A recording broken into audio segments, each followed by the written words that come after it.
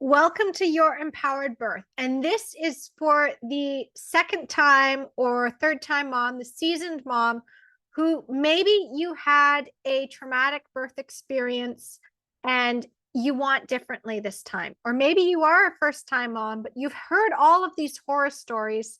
And maybe there's something that's going on in your pregnancy right now where you think that maybe natural birth is not going to go the way you want it. And you're kind of trying to prepare and you're thinking to yourself, well, what if I do have a C-section? What if I do have an induction? Am I going to be traumatized by that and not be able to move forward? Well, I'm here to tell you that you can have an empowered birth, whether you're a first time mom or a second time mom, whether you've had a traumatic birth or whether this is your first time and you've heard nothing but horror stories. When you get past your fear and you learn the tools of advocacy and you have that roadmap for planning your empowered birth, that is when you can move to your dreams and do impossible things. Like my best friend, Jenny, who had an empowered, true natural birth experience, a VBAC at that, a vaginal birth after cesarean, in the hospital, completely unassisted. And all the odds were stacked against her. She had a 15% chance of VBAC success. According to the VBAC calculator, she had chronic high blood pressure, gestational diabetes. She was 41 years old. She was the epitome of the high risk mom, and she did this. And I've had other clients who have had amazing empowered births using this method that I lay out inside my book, Your Empowered Birth. So it is available on Amazon if you want to support the empowered birth movement. And at the same time, I'm giving you access to this book by reading it to you through these videos. Why would I read to you my book when you could go and get it on Amazon? Well, the idea is simple. Have you ever gone to a library and you've picked up a book and you've read through it and you've been like, wow, this is amazing. I want to get a copy of my own, and you've gone and done that? Or have you recommended that to somebody else after reading it? Or have you heard an audiobook, or maybe somebody lent you something and you heard it, you wanted it, you said, I want more of it? That's why I have decided, because it is more important to me that you get that beautiful, true natural birth experience, or as close to it as you can possibly get. Having that empowered birth empowers you for life, and nobody can take your power away from you again. And the empowered birth method is transformative. It is revolutionary in how you come to your birth and how you come to your motherhood, how you transform all aspects of your life. And I would be incredibly selfish if I just kept it behind a paywall and said, you can only get this information if you read my book. No, I don't do that. I also have courses and programs available, and you can find out more about that by going to empoweringmomsbirth.com. I have free resources, I have mini guides, and you can always reach out to me, hello@empoweringmomsbirth.com, if you have any questions. I am here to support you because I am committed to you having that empowered birth. And if you are a seasoned mom and you have been screwed over time and time again, or maybe just once, and this is your second baby, and you're like, I don't want what happened to me the first time to happen to me again. I want to have another baby, and I'm terrified because of the trauma that I endured. Well, this is the chapter for you. Because after my traumatic birth with my son, I was like, you know what? I'm having my home birth, and I don't care what I have to do to get it. I will move heaven and earth to get my home birth. And I almost got tricked out of it.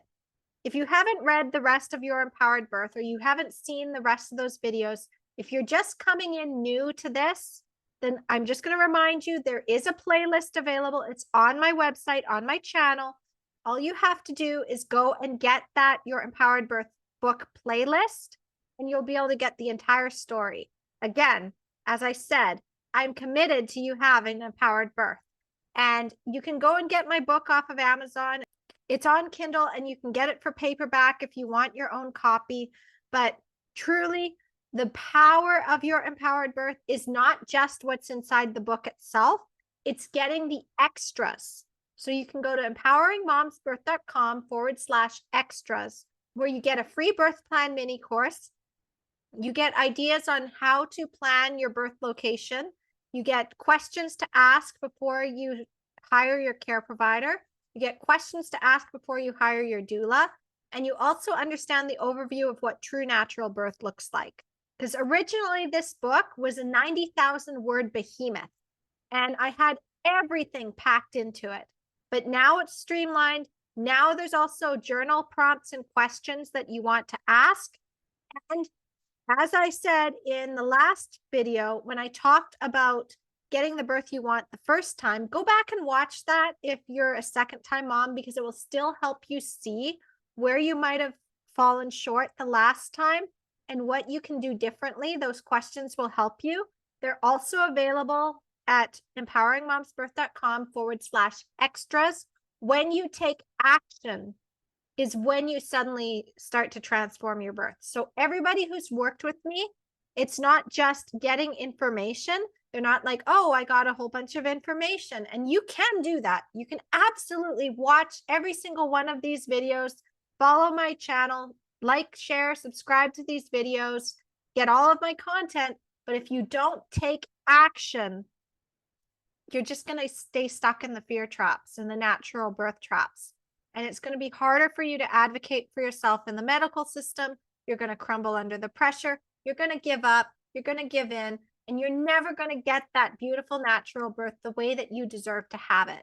You're never going to have that dream birth that you've been envisioning, that you've been secretly keeping. And it's like, I don't want to say it because other people are going to think I'm crazy for wanting this, or they're going to tell me to lower my expectations, leave my dignity at the door, tell me that what I want isn't possible. But if it's something that's in your heart, I'm telling you, it is possible. And by never going for that dream, it's just going to haunt you. It will haunt you every time you see a birth story. Every time your child has a birthday, it will haunt you. So with the empowered birth method, we aim for that true natural birth and for that dream birth. And then we only pull back as needed. And that's what the 5-pillar system does, is it creates that safety net. So without further ado, let's get into chapter 7, how to heal and get the birth you want the next time. So things didn't turn out the way you wanted. Maybe you gave in and got the epidural. Maybe you were induced. Maybe you even had a forceps delivery or a C-section. Or maybe you just weren't where you wanted to be. Maybe you had wanted a home birth, but circumstances or fear sent you to the hospital. Whatever it was that happened in your birth, you have regrets. You wish it could have turned out differently. You might have a lot of sadness, anger, even rage that this could have happened. My friend Jenny had been reeling after her cesarean and wanted to scream, "Fuck everyone who ever had a vaginal birth." My friend Wendy was angry and defeated because she had wanted a vaginal birth after cesarean, but at the last minute, her doctor had made it sound like a repeat cesarean was necessary. My friend Christine was convinced she couldn't go through with another pregnancy again. I was livid that my son had come out at nearly 8 pounds, perfectly healthy, and that all those growth scans saying he was too small to birth at home had been a lie. When I started teaching the Empowered Birth workshops in the spring of 2021, my clients, Lisa and Rebecca, were furious that they had been lied to and tricked into believing their bodies were broken and defective. Many mothers have had their birth plans squashed by dismissive care providers and a medical system built around efficiency and reduction of liability. If this has happened to you, I want you to know that you are not alone. In fact, your story has now been considered normal. I know what you're going to say. How can this be normal? It doesn't feel normal to me. And you're right. It's not normal. At least it shouldn't be. It is an unfortunate lesson that you have learned the hard way, and you have every right to be angry about it. In fact, I encourage that anger. Go be angry. Scream, cry, or write a letter that you never intend to send. Get it out and accept that these are feelings that deserve to be expressed.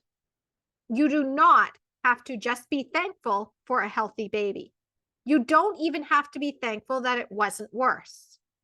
If you or your baby didn't come out of birth with severe complications and severe trauma, that doesn't mean that you don't deserve to grieve your birth experience you didn't get.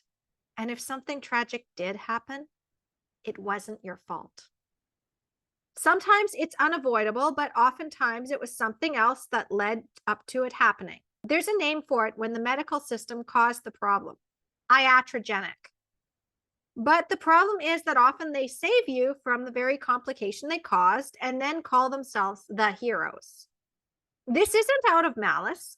Often they just don't see what they're doing. They were taught to manage birth and do things and then fix the problems when that rare complication that they didn't tell you could happen arises. Hensi Goer talks about this in The Thinking Woman's Guide to a Better Birth when she explains how a lot of the complications that doctors are aware of happening aren't properly discussed because as long as the doctor is confident they can fix it, usually with drugs or surgery, then it's not that big of a concern. So, they might not have told you everything that could have happened to you during your induction. Or they might not have warned you that the back pain you're still experiencing months after your birth was actually caused by the epidural they talked you into having, insisting there were no risks. Regardless, you have that feeling that one of the things that they did to you during your birth led to the trauma and pain you're experiencing now. You might have even done some research since that day and know exactly what it was that derailed your birth, and you feel cheated. They lied to you. How could they just lie to your face, tell you there were no risks, and all that time they knew what happened? They didn't even warn you. If only you had known.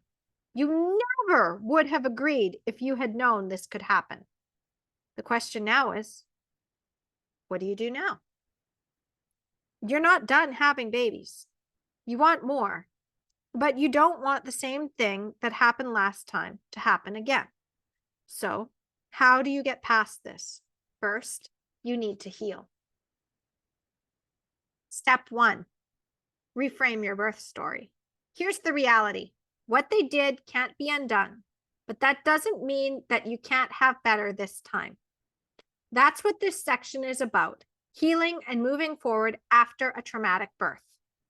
I've served hundreds of mothers who have been traumatized and shown them parts of the map to a better birth that they hadn't been able to see the first time. The 5 pillars of empowered birth have helped them question what they were told about what happened to them so they could see that their bodies were not broken. Many of these mothers have gone on to have home births, VBACs, which is vaginal birth after cesarean, and avoid another painful induction. Some of my favorite stories are those of moms who have had a vaginal birth after multiple cesareans, VBAC after multiple cesarean, or VBAMC, or even breech vaginal births at home. These are the kind of births where it's nearly impossible to find support and few care providers will attend them. And yet, against the odds, these moms have done it anyway. So what set them apart from others who just resigned themselves to repeat cesareans and gave up their power, thinking that's just the way birth is? They believed they could have better, and then they went after it. This sounds like a simple thing to do, but the fact is that a lot more goes into it. Deciding that you will never again give up your power is easy, but taking the action and acting in spite of fear is what's harder. The 5 pillars will help you with that too. It's the secret to getting everything you want, and the steps that were outlined in the previous chapter will help you reclaim your power. I have to level with you though. It's not going to be as easy to get past your fear now that you've already seen firsthand what can happen. Those images and feelings stick with you. Those doubts are going to come up. You're going to be asking yourself, what if I'm really broken? And you're going to have moments where something happens that leads to you fearing that you're going to wind up right where you were last time. If you had a cesarean, you're going to wonder whether you are even capable of birthing naturally. If you were induced, you will wonder if you'll go overdue again. If you feel you didn't fight hard enough, you might worry you'll crumble under pressure again. I get it. I had fears too, though mine were around being told that I was no longer allowed to birth at home and pushing for 3 hours again. Here's the secret to getting past those fears. Pretend that the hospital doesn't exist. What I do when I first sit down with my clients is ask them what they would do if they suddenly found themselves too far away from a hospital. I ask them what they might do if they went into labor on the highway. What if the baby came too fast and they birthed in the back of a taxi? What if they were at home? What if the roads were snowed in and they couldn't leave their house? What if they just suddenly went into labor in their bathroom and it was so fast that they couldn't even call 911? In all these scenarios, one of two things would happen. Either they would fail to progress and help would arrive because emergency responders don't wait around, or the baby would come and they'd do it themselves. This is what I want you to consider. Birth is a physiological process, like sneezing and going to the bathroom. You take for granted that your body can do these things, right? Well, when a baby is ready to come, that baby doesn't wait. Your body is designed to expel that baby, and it doesn't care that you're not in the hospital. Now, I know you don't want to birth in the back of a taxi or in an abandoned cabin in the middle of nowhere. I'm not telling you to do that, obviously. But the important thing to recognize is that if that scenario did happen, you could do it. This is true whether you had a cesarean, were induced, or had a forceps delivery. It's true even if your doctor insists that your small pelvis was to blame for your difficult labor. It's true even if you failed to progress and they gave you Pitocin. The reality is that the story you were told about why your birth plan failed is not the full truth. If it was, then there wouldn't be stories of unplanned vaginal breech births or home births after cesarean, or births where the mom was unprepared but somehow managed to have an unassisted birth. In the cases where these births were a surprise, the mothers are regarded as heroes and warriors. They are called brave. But if you plan to birth without intervention, especially if you had a previously difficult birth, then people will tell you that you're being reckless. They'll question your sanity. They'll vilify you and tell you that you're putting your experience above your baby. They're wrong to do that.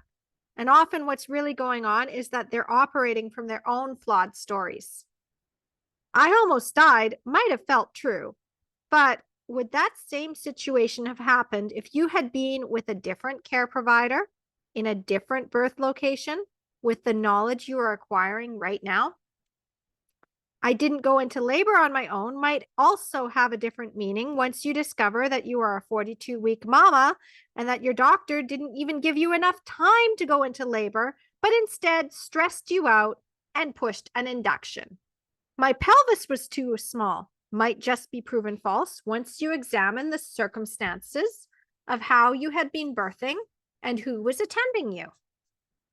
Leg position matters as much as being off your back, and often doctors can rush the pushing stage because they are operating on the assumption that birthing must be efficient and complete in a certain time limit rather than just take as long as it takes. Now, it might be possible that you run into the same issues, and that's a big if. More likely, what you will find is that your body works always did work, and you were just another unfortunate victim of the same maternity care system that operates like a McDonald's drive-thru. Before you start examining those old stories, though, you need to understand something else. If you are still stuck in trauma, you can't look at things objectively. In fact, trying to go back and retrace the steps of your previous birth can be incredibly triggering. For this reason, I encourage you to go beyond the scope of this book and look into trauma therapy. I promise you won't need too many sessions, but it's incredibly important for your healing. The kind I find most helpful is called EMDR, eye movement desensitization and reprocessing. It helps you take certain images and memories of events during your birth and file them away so that they no longer haunt you, kind of like defragmenting your computer hard drive. Once you have done this, your next step is to get your birth records. You can ask for the hospital or your care provider to send them to you. If you're already pregnant, then you can also bypass the receptionist and the red tape by asking your current care provider for a copy of all your records. They already had them faxed over or sent electronically, so there's no reason they can't give them to you. You can't fully process your story until you have the full picture. Having your records will give you that picture, and it will also help you see where your previous care team might have lied to you. It happens more than you would think. This is why I suggest therapy first, because in reading your records, you will likely find things that upset you.